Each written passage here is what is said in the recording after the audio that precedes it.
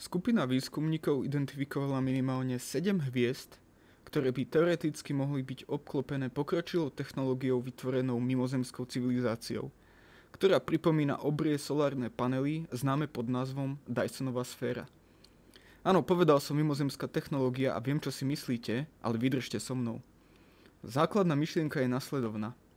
Pokročilá civilizácia mohla vytvoriť stavbu okolo svojej domácej hviezdy, aby využila plný potenciál energie, ktoré ponúka. S touto myšlienkou prišiel vedec Freeman Dyson, od ktorého priezviska dostala stavba názov. Povedal, že pokiaľ by takáto štruktúra existovala, vyžarovala by toľko infračerveného svetla, že do vzdialenosti, kde môžeme infračervené svetlo pozorovať, by sme si ho na Zemi určite všimli. Podľa nasledovnej štúdie sa podarilo objaviť 7 zdrojov, ktoré žiaria v infračervenom svetle a nevedia momentálne dôvod, prečo vyžarujú toľko infračerveného svetla. Preto sú potenciálni kandidáti na Dysonové sféry alebo na niečo úplne iné.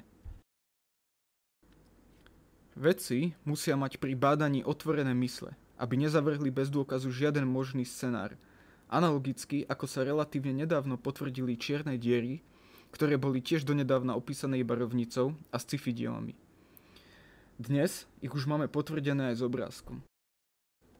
Pokiaľ sa pozrieme na nás, sme vzdialení od Slnka relatívne ďaleko. Sme tretia planéta v poradí a fotón k nám cestuje približne 8 minút. Predstavte si, ako sa dnes snažíme zachytiť energiu zo Slnka pomocou solárnych panelov, ktoré sú nainštalované na budovách a strechách, aby sme zachytávali tento zdroj energie. A teraz si predstavte, že ste naozaj blízko Slnka a zachytili skoro všetko, čo Slnko vyžaruje. Bolo by to enormné množstvo sily a energie. To všetko za predpokladu, že by ste museli mať dostatočné odolné materiály. Freeman Dyson sa nad tým zamýšľal a sám čerpal inšpiráciu z sci-fi Star Maker od Olafa Stapledona. Mohla by to byť napríklad sieť panelov, ktoré obiehajú okolo hviezdy. Publikácia, ktorú máme k dispozícii o 7 zdrojoch infračerveného svetla, sú pravdepodobne spôsobené niečím iným, čo bude mať svoju prirodzenú príčinu, ale nemali by sme zavrhnúť žiadnu možnosť pred tým, ako určite povieme, že vieme odpoveď. Ďalší krok bude pozrieť sa na tieto body, ktoré vyžarujú infračervené svetlo viac dôkladne. Veľa vecí vyžaruje teplo ako infračervené svetlo.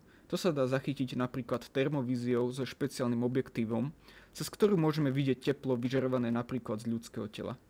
Podobne pozorujú tieto objekty vo vesmíre aj vedci.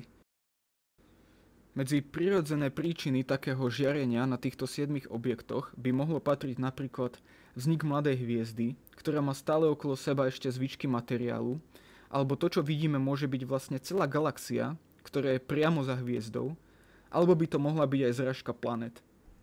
Je tu teda celá rada prírodzených príčin, o ktorých vieme, že sa dejú. Náš rozhľad okolo nás je približne 1000 svetelných rokov a so súčasnou technológiou. To môže znieť ako dosť, ale je to v skutočnosti len zlomok z našho vesmíru. Mliečna dráha napríklad je 100 000 svetelných rokov dlhá a v Mliečnej dráhe sa nachádza pravdepodobne viac planét, ako sa v nej nachádza hviezd, čo by sa dalo vyjadriť kľudne aj v triliónoch. V dobe, keď myšlienka, že život môže existovať aj mimo našu planétu, je pripúšťaná a pravdepodobne nevyhnutná. A že nie sme len jediný príklad života. Takýto život samozrejme nemusel vydržať tisíce rokov a vytvoriť pokročilú technológiu, akou sú Dysonové sféry, ale mala možnosť, umiera posledná.